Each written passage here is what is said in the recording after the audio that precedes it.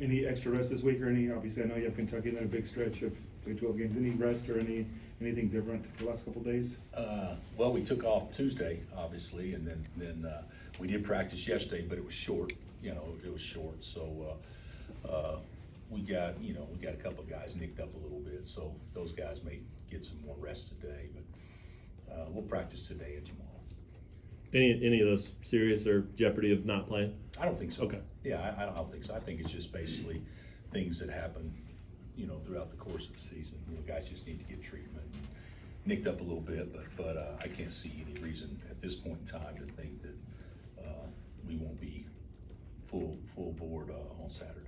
You mentioned after the Baylor game maybe a different approach. I don't know if that was from a coaching standpoint or playing or what, but has that gone into effect yet? Have you spent this week working toward that, or? Well, when I said different approach, I can't remember the exact context I was saying. I was saying that it's got to be a different approach than it has been in past years. Sure. Because in past years, everything's relative. So let's not think that. But there's been years we won 3 in a row. Lost 3 in a row, and the sky was falling, and the team wins the league and goes to Sweet 16 or Elite 8 or whatever. And even last year, you lose 2 in a row and you have to scramble to get a chance to share the lead, with Baylor. So we've been in situations before. But what I meant when I said a different approach was the fact that it's not the sky is falling. We may not have played as well as we can, but we could have played well in a couple of those games and still come up with L's because the competition's so good. We've never played in the league since I've been here, and I'm sure since its existence that you have so many teams that are capable of beating anybody on any night. Now you have teams that are capable of beating any team in the league any night. I'm talking about anybody in America any night, and we've got 6 teams that's been proven over time that are all capable of doing that, and so that's what I was talking about. It's you don't like it when you're going through it, but it's something that the majority of the people in our position will probably have to deal with something like this. When you take a first look at Kentucky, what jumps out? Well, you can, a guy that's averaging 15 rebounds a game probably jumps out first, but this is a different Kentucky team that was playing than that was playing a month ago, because they can all shoot. They're surrounded. When you have those guys in there that can all stroke. They're going to have 3 guys in there that can make threes at all times, and sometimes 4. And then you're playing around a big guy that's probably the best big man in the country. At least I believe he's that. And certainly the best rebounder in the country. It creates situations the way we play because our standing height and girth isn't great. That how are we going to offset some of those things? And so I've always thought this with Cal's teams. I've always thought they made you beat them when you played them. I never thought they helped you at all. And they're not going to help this year. They're going to play the way they play, and they'll take good shots. And if they make those shots they take and stretches the defense, make it even hard to guard Oscar. But they're going to be very sound, and we're going to have to go play because we're not going to get a ton of easy opportunities. Just like I hope they don't. You're going to have to earn what you get when you play Kentucky. They're not a conference team, but you guys have played them a lot over the last handful of years. I know personnel's changed, but does that help you know them better, feel what they do better from year to year anyway? I don't want to downplay any game, but the SEC Big 10, the SEC Big 12 Challenge is great because it's a day where our leagues get all the attention across America. But from a play and a coaching standpoint, it can't come at a worse time. The leagues. I heard one coach in our league talk about not playing starters this week if they're nicked up at all, to have them healthy for sure next week. So it's not that this is to me, the Champions Classic, you don't have to win that game, but that's a big momentum get if you win that game. To me, this game, the way it's panned out, because both leagues are so good and everything, it's a seed line game. And it's two blue bloods playing against each other and two winningest programs and all that stuff, and that's important. But I guarantee both of us feel that, well, I don't want anything to happen in this game that would affect us negatively next week. And so that's kind of, the way we feel about this game, even though it's a big game and all that stuff, and we'll approach it that way. But this game will not have any impact on what is most important, which is your second season, and that includes your conference. That includes your conference, where this one game is part of your first season, and it's not quite as important as your second season. At least that's the way I see it, and I'm sure Cal does as well. Bill, Joe, MJ, and Bobby, can you just kind of evaluate where they are and going forward defensively, and also I'm sure they've all been able to knock down threes in the past, and who you think might be able to get hot going into February? Well, Joe to me is the best example to get hot. I mean, he's the best one. We see it in practice all the time. MJ has scored in practice. He's not as consistent shooting ball from beyond the arc, but he's a scorer. And Bobby's more of a facilitator like Juan. So I would say the biggest way that they can help us if they play to their strengths, and all three are capable defenders if we're locked in, and certainly are capable of being good offensive players, but with different skill sets maybe than what you would think an instant offense guy off the bench would give you. So yeah, we need those guys to come through.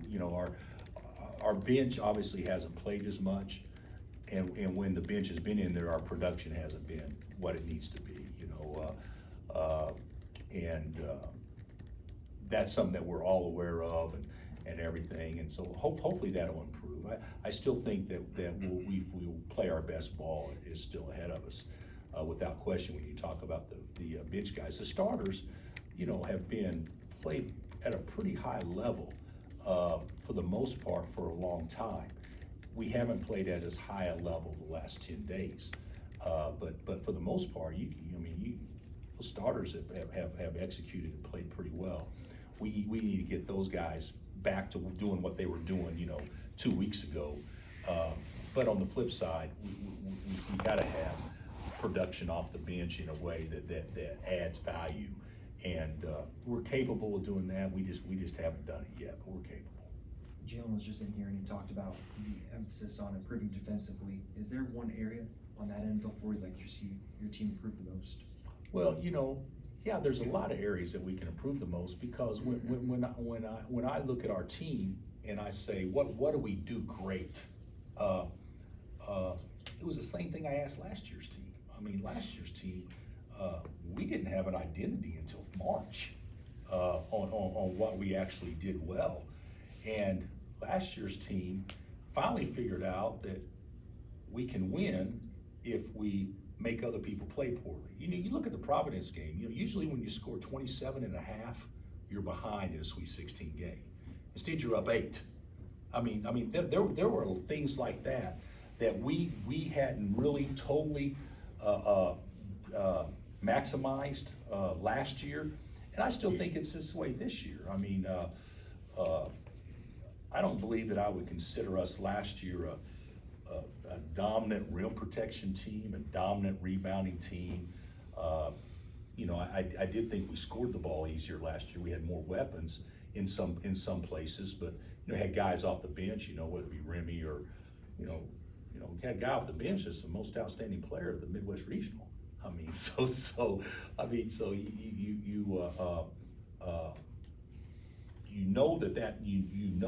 that we probably don't have that. So if we don't quite have that, we got to make up in other areas, and that team last year certainly became a great defensive team. It wasn't any good in January, but it certainly became a great defensive team, and this team has got to do the same thing. If you look at Jalen said it really well to me yesterday. When we've gotten behind the last 2 of the last 3 games, we became a good defensive team after we got behind. The problem is, there's just not as much margin for error. You get behind and all of a sudden you have an empty possession, they make a 3, and now it feels like, you're deflated because you spend so much energy coming back. And that's something that we need to start doing is not putting ourselves with the margin of error being so small in those late minute comebacks. And in terms of getting off to a faster start, I guess, what do you think it will lead to that, or what do you have to do to get off to a faster start, so you're not like using the wrestling analogy the other night, Yeah. like you're not on that? You know what, if anybody's got an idea on how you make 2 of your first 3 shots to start a game, I'm all ears, okay? So I'm all ears. Or how you can play pretty good defense and have them make a guarded 3 at the end of the clock. Those things happen. We just can't continue to dig ourselves a hole where it's away from home and you're down 10, or even at home, when you're playing really good people. So, hopefully run better stuff early, maybe try to do a couple of different things, but the way we play, our first 5 plays are scripted every game. And so, going into it, we feel like if we do this would be a way we can see how they guard ball screens, or we can see how they guard the post, or we can see if they're going to switch, in our first 5 plays, and which could give us a better read for later on. And I think that maybe we just got to execute our stuff a little bit better early. You were saying some coach said that he might hold players out looking ahead to the Big 12 grind. Would you ever hold anybody out this game? Or No. maybe play 12 guys or something? We'll do what the game dictates us to do. We're playing to win. And that coach wasn't saying it in a way that wasn't going to play to win. He was just saying it in a way that if it jeopardizes us moving forward, then it's probably best, which should be the attitude regardless of when the game is. If it's in December or November or whenever. But yeah, there's not much turnaround time on this, and I don't know who plays Big Monday in our league, and certainly we play Tuesday. But we're gonna play our guys to win. The only reason we wouldn't play them is if medically we're told that they can't. Last year, you took over as #1 program of all time. What does that mean to the program and you, and how important is it? And how big accomplishment is it? Well, it wasn't the #1 program of all time. It was the #1 wins of all time, which you could certainly make a case. Whoever does that could be that, but it's not a huge deal to me. I think it's a bigger deal to a fan base and everything that can lay claim to that, but it's not a big deal to me. I had absolutely zero to do with Fog Allen ripping off 50 out of 53 back in 56 and 57. I mean, I had nothing to do with that. So I think it's a bigger deal to the collection of the fan base to take pride in that. How are Cam and MJ and Kyle doing health-wise? Kyle's doing pretty well. He's not back yet, but he's doing pretty well. He's actually practicing in limited capacity. Cam actually practiced in some limited capacity yesterday, but he's not full speed. Nor do we anticipate him being full go for a while. And MJ, I've seen nothing, at least yesterday, that would lead you to believe that he's he can't participate, because he was full go yesterday. Bill Marco became your latest McDonald's All-American for this program. At least, did you anticipate that for him, or surprised, or what do you think about that? Oh no, I wasn't surprised at all. I think he's one of the best 24 high school seniors out there without question. I was hopeful that our other guys got consideration, and I know they did, but just didn't work out. But to me, I talked to El Marco. We're all happy for him and ecstatic, but that's a great accomplishment. That's the highest accomplishment you can receive individually at the high school level. So that's fantastic, and it's great for his family and everybody. But he understands once he gets here, you're going to set your jacket aside and have to reprove yourself all over again. And I'm excited for him, because the big thing about El Marco being a McDonald's All-American isn't that he made it. It's that he made it. He's only been playing ball 3 years. That's pretty amazing. Jalen said the other night in Waco that maybe rebounding wise, jumping with guys instead of boxing out was a problem that night. Have you seen that, and I've do you seen think that. that's consistent? I've seen that a lot. You know, KJ has been so good, and KJ is so little compared to some guys that his focus has been, don't let my guy get the rebound a lot, but which is okay. But that means Jalen and Grady and Kevin need to get all of them. And I actually think that's true, but I actually think KJ can do a better job of doing both.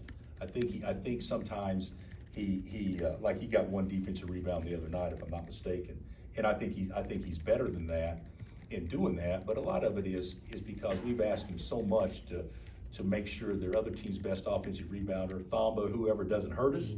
And so he does a good job on that one thing, but we still don't have our tallest, most athletic guy going after the ball. So I think, and with Kentucky, they're great on the glass as well. So we got to do a much better job on the glass.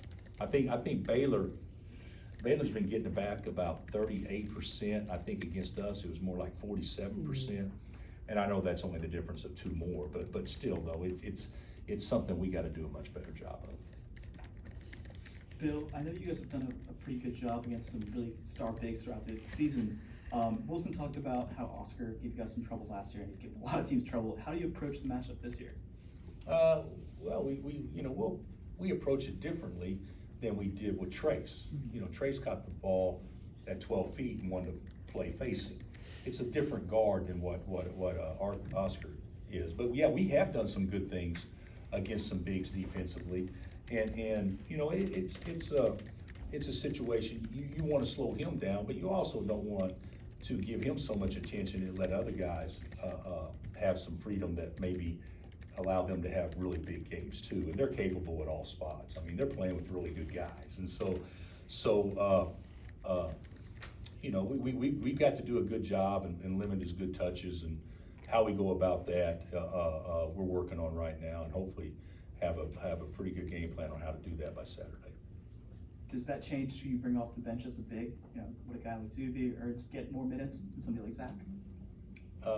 You know, I don't want to go into that because I don't know who I'm going to play off the bench as a big. You know, the thing about it is, you know, let's just, you know, everybody knows this, but one of the biggest factors of KJ guard and Oscar would be foul situations. So you may be forced to play one of those guys, you know, a lot more. All right, thanks, Coach. All right, guys.